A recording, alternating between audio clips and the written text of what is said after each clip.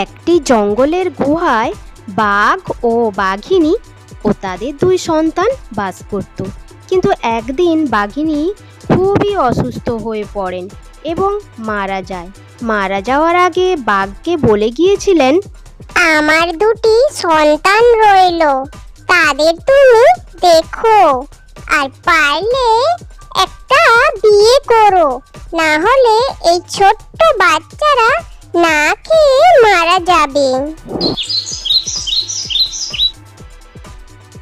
বিয়ে তো একটা করতেই হবে, তবে আর কোনো বাঘিনীকে বিয়ে করব না। কোনো মানুষের মেয়ে পেলে তবেই বিয়ে করব। শুনেছি ওরা খুব ভালো রান্না করতে পারে। এরপর বাঘ মেয়ে খুঁজতে গ্রামের দিকে গেল। গ্রামে ঢুকতেই সে দেখতে পেল একটা ছেলে ও একটা মেয়ে হেঁটে হেঁটে যাচ্ছিল। তখন বাঘ এক লাফে তাদের সামনে এসে পড়ল। এই যে ছেলে, তুই বাড়ি যা। আর এই যে মেয়ে, তুই আর কোনো কথা না বলে সোজা আমার পিঠে চেপে বস। বাঘের কথা মতো ছেলেটি ভয়ে বাড়ি চলে গেল। আর তারপর বাঘ মেয়েটিকে পিঠে চাপিয়ে জঙ্গলের দিকে চলে গেল। এদিকে ছেলেটি বাড়িতে এসে সমস্ত কথা তার বাবা মাকে জানালো। তাদের বাবা মা মেয়েকে বাগে নিয়ে গেছে কথাটা শুনেই তারা যেন কাঁদতে কাঁদতে একদম স্থির হয়ে গেল। তখন ছেলেটি বলল, তোমরা কোনো চিন্তা করো না বাবা মা, তোমরা দেখো আমি ঠিক আমার বোনকে ফিরিয়ে নিয়ে আসবো ওই বাঘের হাত থেকে। এদিকে বাঘ মেয়েটিকে নিয়ে গুহাতে এসে উপস্থিত হয়েছে। কই রে বাচ্চারা, এই দেখ আমি কাকে নিয়ে এসেছি তোদের জন্য। এটা হলো তোদের মা। আহা, নতুন মা, লেজ নেই, দাঁত নেই, ডোরা নেই, ও কেন আমাদের মা হতে যাবে? ওটাকে মেরে দাও, আমরা মজা করে খাই। খবরদার, এমন কথা বলবি তো তোদের কেটে টুকরো টুকরো করে ফেলবো। এই মেয়ে, ভিতরে যা, আমাদের জন্য রান্না বসা, আমরা এক্ষুনি খাবো। এরপর মেয়েটি রান্না করে আর বাঘেরা মহা আনন্দে ভোজন করে। এভাবে বাঘের দিন ভালোই কেটে যাচ্ছিল। কয়েকদিন পর সকাল হতে বাঘ জঙ্গলে বেরিয়ে গেল। ঠিক সেই সময় মেয়েটির ভাই এসে গুহার আড়ালে লুকিয়ে লুকিয়ে সবটা দেখছিল। আরে ভাই, তুই এখান থেকে চলে যা, বাঘ জানতে পারলে তোকে মেরেই ফেলবে একেবারে। তোকে এখান দিয়ে না নিয়ে আমি কিছুতেই যাব না। শোন তাহলে, একটা কথা বলি, তুই গিয়ে গুহার পিছনে লুকিয়ে পড়, এক্ষুনি বাঘের আসার সময় হয়ে গেছে। ঠিক আছে, আমি এক্ষুনি যাচ্ছি, লুকিয়ে পড়ছি পাথরের পেছনে।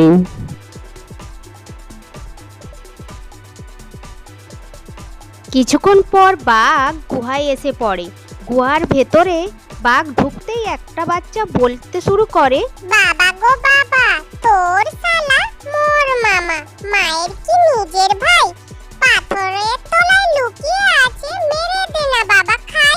আজ বাঘ খুব রেগেছিল, তাই বাচ্চাদের কথার মানে কিছুই বুঝতে পারল না।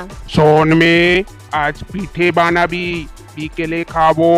খুব ভালো করে রান্নাটা কর, যেন খেয়ে খুব মজা পাই। এই কথা বলে বাঘ গুহা থেকে বেরিয়ে গেল। আর মেয়েটির ভাই পাথরের আড়াল থেকে বেরিয়ে এলো। মেয়েটি তাড়াতাড়ি করে উনান জ্বালিয়ে তাতে তেল দিয়ে ভালো করে গরম করলো। শোন বাচ্চারা, এই কড়াতে ঠান্ডা জল রেখেছি, তোদের বাবা এলেই ভালো করে মুখ ধুয়ে পিঠে খেতে বলিস, কেমন? ঠিক আছে, বলে দেব, বাবা আইলে বলে দেব। বোন, বাঘ চলে গেছে, চল আমরা এক্ষুনি তাড়াতাড়ি করে পালাই। এই বলে দুই ভাই বোন ওখান থেকে পালিয়ে গেল।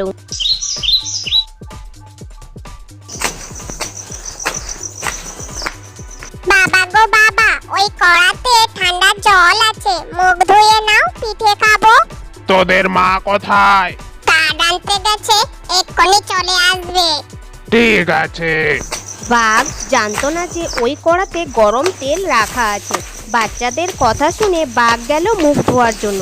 তারপর যেই না কড়ার তেলে মুখ ডোবালো, অমনি বাঘ মাটিতে পড়ে গিয়ে ছটফট করতে থাকে। ও মা গো, বাবা গো, পুড়ে গেল গো, এ কি গরম রে। বাবা, কি হয়েছে তোমার? তুমি এমন করছো কেন?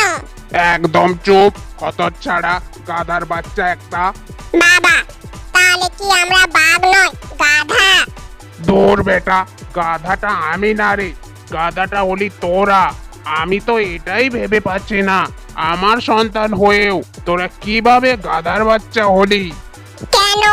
হ্যাঁ, তোরা গাধাই তো, তা না হলে তোরা কি করে আমায় ওই গরম তেলের মধ্যে মুখ ধুতে বললি? এক্ষুনি তো আমার মুখ পুড়ে ছাল হয়ে যেত।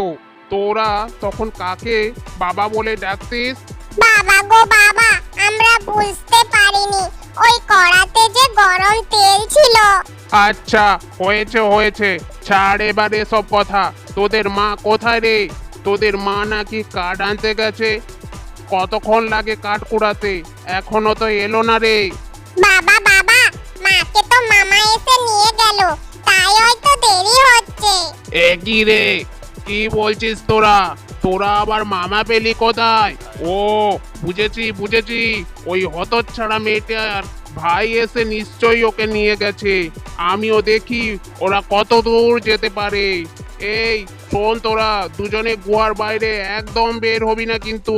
আমি যাচ্ছি তোদের মাকে ধরে নিয়ে আসতে। ঠিক আছে বাবা, আমরা গুহার বাইরে বেরোবো না। মা, বাবা, তোমরা কোথায় গেলে? এসে দেখে যাও আমি কাকে নিয়ে এসেছি। মা মুন্নি, তুই এসেছিস? ওই দুষ্টু বাঘটা তোর কোনো ক্ষতি করেনি তো মা? আমরা তো তোর চিন্তায় পাগল হয়ে যাচ্ছিলাম। না মা, তুমি আর চিন্তা করো না, ওই দুষ্টু বাঘটা আমার কোনো ক্ষতি করতে পারেনি। আর করতোই বা কি করে বলো? তার আগেই তো ভাই আমাকে উদ্ধার করে নিয়ে আসলো। হয়েছে হয়েছে মা, তোকে আর কথা বলতে হবে না। না খেয়ে খেয়ে এই দুদিনে দেখ একেবারে শুকিয়ে গেছিস। চল চল ঘরে চল, কিছু খাবার খেয়ে নিবি। হ্যাঁ চলো চলো বাবা, আমার পেটে ছুঁচো ডন মারছে। তাছাড়া কতদিন হয়ে গেল মায়ের হাতে রান্না খাওয়া হয়নি। হ্যাঁ মা, আয় ঘরে আয়, তোকে আমি নিজের হাতে পেট ভরে খাইয়ে দেব। দেখি আজ কত খাবার খেতে পারিস তুই। অন্যদিকে দুষ্টু বাঘ মেয়েটিকে খুঁজতে খুঁজতে জঙ্গলের মাঝখানে এসে পৌঁছায়। এরপর মন্ডি মন্ডি, তুমি কই? আমার নাদুস নদুস কলিজার টুকরা বউটা, তুমি কোথায় চলে গেলে? আমি তোমায় ছাড়া কি করে বাঁচবো? তুমি কি সেটা বোঝো না? এ কি, কে আবার এভাবে চিৎকার করছে? এই ছেড়েছে, আমি কার লেজে পা দিয়ে রয়েছি? ওই বেটা হারামখোর, তুই আমার বইয়ের লেজে পা দিয়ে আছিস কেন রে? এক্ষুনি পা সরা বলছি।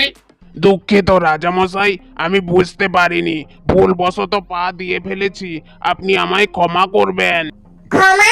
কিসের ক্ষমা? এই বেটা ইচ্ছে করে আমার লেজে পা দিয়েছে। তুমি এক্ষুনি এই বেটার বিচার করবে, নইলে আমি বাপের বাড়ি চলে যাব কিন্তু।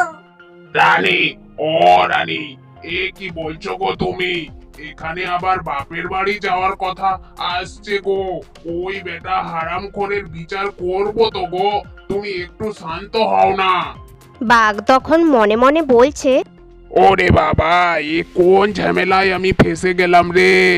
রাজামশাই, ও রাজামশাই, আপনি একটু রানীমাকে বোঝান না। আমি তো ইচ্ছে করে রানীমার লেজে পা দেইনি গো। চুপ, একদম চুপ, হতচ্ছাড়া বজ্জাত কথাকার। এই এই কে আছিস? একে ধর, ওকে ধর, এক্ষুনি বন্দি কর ওকে। সবাই চলে এসেছো?